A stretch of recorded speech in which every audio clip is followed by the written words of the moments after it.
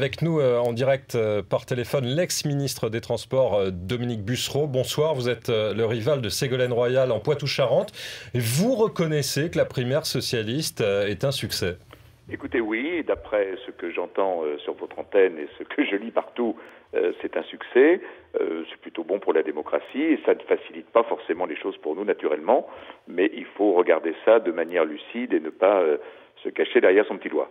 Alors vous dites que ça doit faire réfléchir la majorité. Qu'est-ce que ça veut dire exactement? Ça veut dire, si vous voulez, qu'en 2012, notre candidat naturel, c'est le président de la République sortant, c'est Nicolas Sarkozy.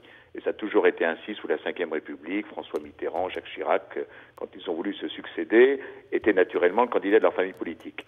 Ça veut dire que pour 2017, par exemple, là, il faudra certainement, car si Nicolas Sarkozy est réélu, ce que je souhaite, il ne pourra pas être à nouveau candidat de par la Constitution. Il faudra à nouveau une primaire. Et puis dans des cas un peu compliqués, je pense à tout le débat actuellement sur l'avenir politique de la droite et du centre à Paris, ça peut être un moyen également de faire des choix.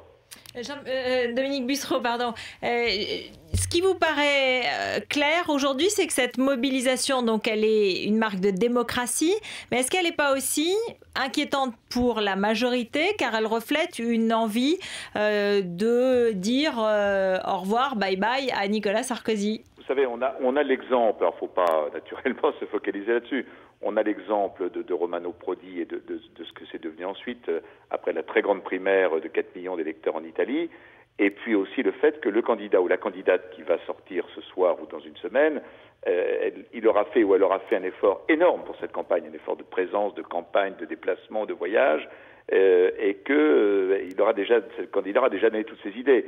Donc il faudra que ce candidat tienne le choc, et lorsque Nicolas Sarkozy, ce que je souhaite profondément, entrera en campagne, lui, il n'aura pas subi ce choc, il aura géré les affaires de la France, de l'Europe et du monde, et je pense qu'à ce moment-là, la donne politique changera, car le candidat peut s'épuiser dans une deuxième campagne, parce que ce sera finalement une deuxième campagne présidentielle pour lui.